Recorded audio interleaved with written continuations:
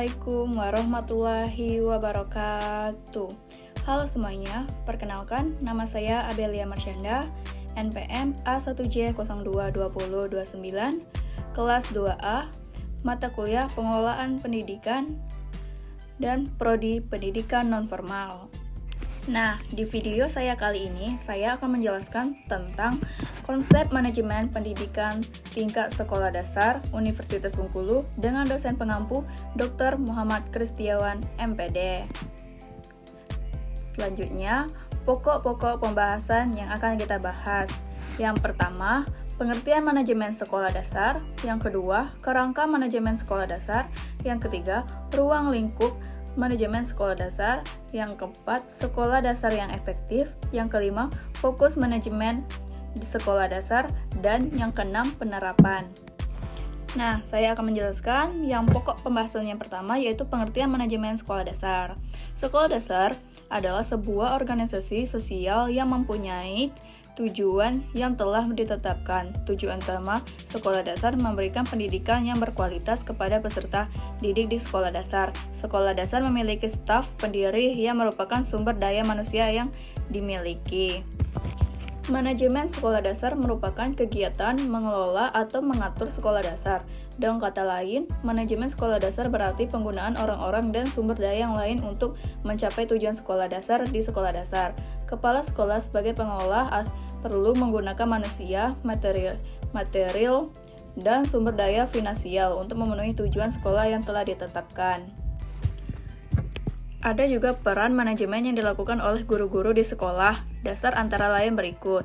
Yang pertama, bekerja sama dengan kepala sekolah dan guru-guru yang lain dalam persiapan dan pengembangan pengajaran, bahan ajar, program, metode, dan penilaian. Yang kedua, berpartisipasi dalam pertemuan yang berhubungan dengan kurikulum sekolah atau administrasi serta organisasi sekolah. Yang ketiga, berkontribusi pada seleksi pengembangan profesional dari guru yang lain. Yang keempat, mengkoordinasikan atau mengelola pekerjaan guru-guru lain. Yang kelima, melakukan pengelolaan kegiatan yang berhubungan dengan kurikulum dan berpartisipasi pada bagian yang dibutuhkan di dalam review dan pengembangan fungsi sekolah.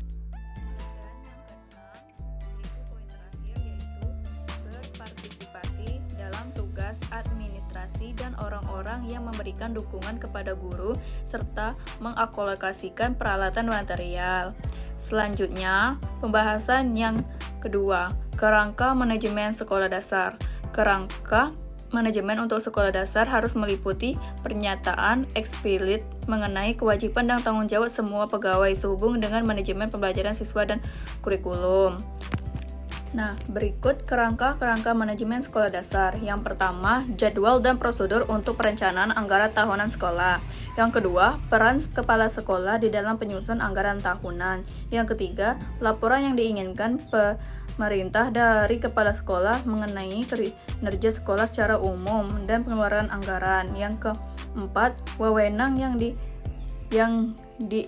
dielegasikan kepala sekolah. Yang ketujuh, pengaturan untuk melakukan donasi pembayaran. Yang kedelapan, menyetujui prosedur untuk mengisi kekosongan pegawai. Yang kedelapan, pengaturan manajemen pada saat ketidakhadiran kepala sekolah. Selanjutnya, yang pembahasan ketiga yaitu ruang lingkup manajemen sekolah dasar. Ruang lingkup manajemen sekolah sangatlah luas yang meliputi elemen-elemen perencanaan, penganggaran, pengorganisasian, pengarahan, pengontrolan, pengordinasian, pembuatan keputusan, evaluasi, serta kegiatan-kegiatan dan program-program. Selanjutnya, pembahasan yang keempat yaitu sekolah dasar yang efektif.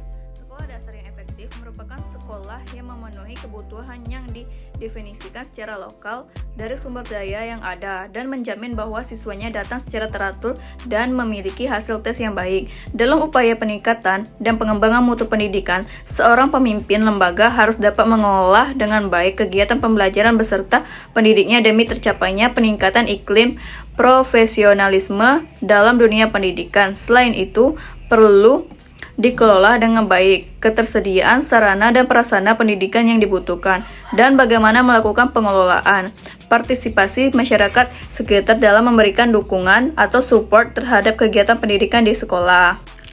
Karakteristik sekolah dasar yang baik adalah sebagai berikut. Yang pertama, kepemimpinan kepala sekolah yang memiliki tujuan. Yang kedua, keterlibatan kepala sekolah. Yang ketiga, keterlibatan pegawai sekolah di dalam perencanaan. Yang keempat, konsistensi, keberlanjutan, dan kemajuan di dalam kegiatan pengajaran. Yang kelima, pendekatan pembelajaran yang terstruktur. Yang keenam, pengajaran yang menantang secara intelektual. Yang ketujuh, lingkungan yang berpusat pekerjaan dan iklim kerja yang positif. Yang ke-8, tugas yang terdefinisi yang secara jelas. Yang ke-9, komunikasi yang baik antara guru dan siswa. Yang ke-10, catatan tertulis. Yang ke-11, keterlibatan orang tua dan masyarakat. Dan yang ke-12, pekerjaan yang ditunjukkan dan bernilai. Selanjutnya, pembahasan yang ke-5, fokus manajemen sekolah dasar. Fokus manajemen sekolah dasar adalah memberikan bekal kemampuan dasar kepada siswa untuk mengembangkan kehidupannya sebagai pribadi, anggota masyarakat, warga negara, dan anggota umat manusia, serta mempersiapkan siswa untuk mengikuti pendidikan menengah. Dan pembahasan yang ke-6, penerapan. Untuk meningkatkan mutu lembaga pendidikan ada 5 hal yang harus diterapkan, yaitu yang pertama, pengembangan dan perbaikan kurikulum berbasis kompetisi. Yang kedua, memperhatikan kondisi kebutuhan siswa dan masyarakat. Yang ketiga, sistem evaluasi yang ada hendaknya dirancang dengan berbasis keahlian peserta didik. Ini berarti sistem pendidikan yang dijalankan lebih menitik beratkan kepada pengukuran kemampuan peserta didik pada ranah psikomotor daripada hanya sekedar memiliki dan mengetahui pengetahuan dan keahlian yang diajarkan pendidik. Yang keempat, perbaikan sarana dan prasarana pendidikan, pengembangan dan ketersediaan bahan ajar. Dan yang kelima, menambah intensitas pelaksanaan pelatihan atau training bagi pendidik dan tenaga pendidik. Baiklah, sekian itu saja pembahasan dari materi saya. Saya ucapkan terima kasih. Lebih dan kurang saya minta maaf dan sampai jumpa.